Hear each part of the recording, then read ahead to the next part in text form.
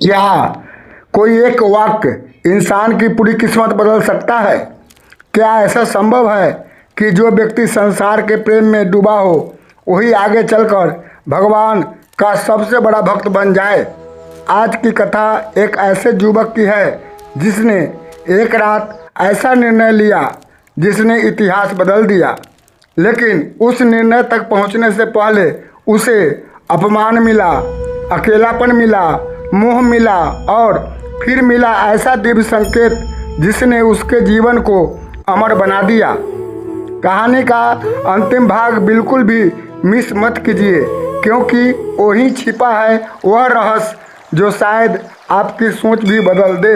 भाग 1, बचपन का संघर्ष। बहुत समय पहले उत्तर भारत के एक छोटे से गांव में एक बालक का जन्म हुआ। जन्म के कुछ ही समय बाद उसके माता पिता इस संसार को छोड़ गए। गांव के लोगों ने दया करने के बजाय उसे अशुभ मान लिया। कोई उसे अपने घर नहीं बुलाता, कोई उसे अपने साथ बैठाकर भोजन नहीं कराता। वह कभी मंदिर की सीढ़ियों पर बैठता, कभी किसी पेड़ के नीचे रात बिताता। लेकिन आश्चर्य की बात यह थी, जब भी वह भूखा होता कहीं न कहीं से कोई वृद्धा आकर उसे भोजन करा देती। वह सोचता, शायद भगवान मुझे भूखा नहीं देख सकते। उसे कभी पता नहीं चला वह वृद्धा कौन थी। और फिर एक दिन वह रहस्यमय वृद्धा हमेशा के लिए गायब हो गई। भाग 2, पहली बार प्रेम मिला। समय बीतता गया, युवक बड़ा हुआ। उसका विवाह एक अत्यंत संस्कारी और बुद्धिमान कन्या से हुआ। जीवन में पहली बार किसी ने उसे अपनापन दिया। वह अपनी पत्नी से इतना प्रेम करने लगा कि उसके बिना एक पल भी रहना कठिन लगने लगा। कुछ दिनों बाद रीति रिवाज के अनुसार पत्नी मायके चली गई। घर खाली हो गया, हर कोना सूना लगने लगा, रातें काटना मुश्किल हो गया। आखिर एक शाम उसने निश्चय किया, मैं अभी उसी से मिलने जाऊंगा। लेकिन उसे क्या पता, यही यात्रा उसके जीवन की सबसे बड़ी परीक्षा बनने वाली है। भाग 3, मोह की अंधी रात। आकाश में काले काले बादल छा चुके थे। तेज बारिश, बिजलियों की चमक, चारों ओर अंधेरा। रास्ते में एक उपनदी नदी आ गई। न नाव न कोई सहारा। तभी उसे पानी में बहती हुई एक लकड़ी दिखाई दी। उसने बिना सोचे उसे पकड़ लिया और नदी पार कर गया। उसे नहीं मालूम था वह लकड़ी नहीं, एक बहता हुआ शव था। रात गहरी हो चुकी थी। पत्नी के घर के दरवाजे बंद थे। पीछे की ओर उसे दीवार से लटकती कोई चीज दिखाई दी।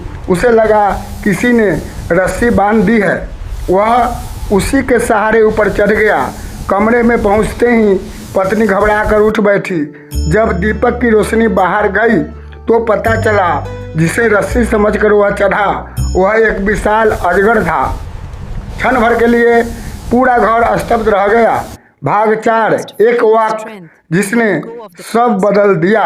पत्नी ने कांपती हुई आवाज में पूछा, क्या आप सचमुच मुझसे इतना प्रेम करते हैं? युवक बोला, तुम्हारे बिना जीवन अधूरा लगता है।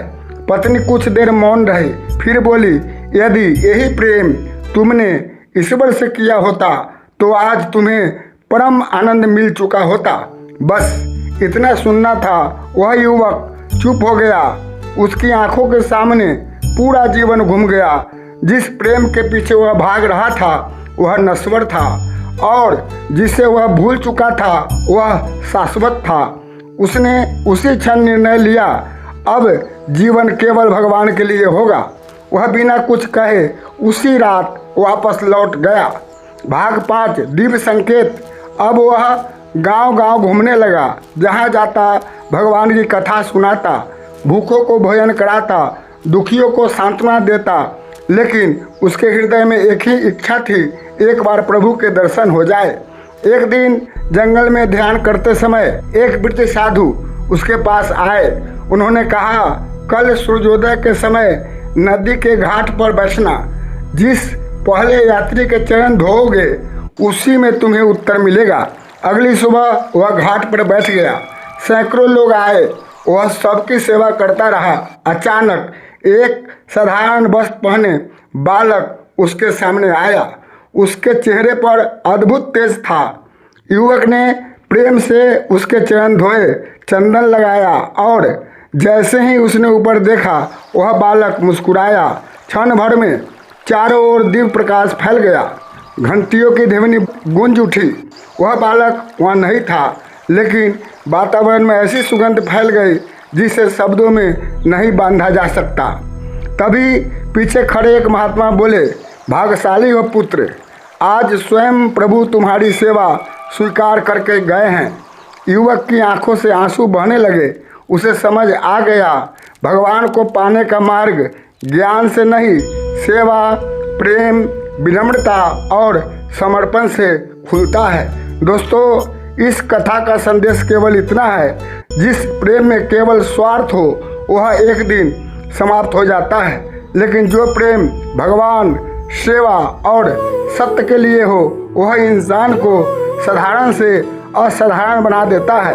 अगर आपको यह प्रेरणादायक कथा पसंद आई हो तो वीडियो को लाइक करें, अपने परिवार और मित्रों के साथ शेयर करें और झलक दिव्य ज्ञान चैनल को सब्सक्राइब करना न भूलें। फिर मिलेंगे एक और रहस्यमय, प्रेरणादायक और हृदय को छू लेने वाली दिव्य कथा के साथ। जय श्री राम, जय हनुमान, जय भारत।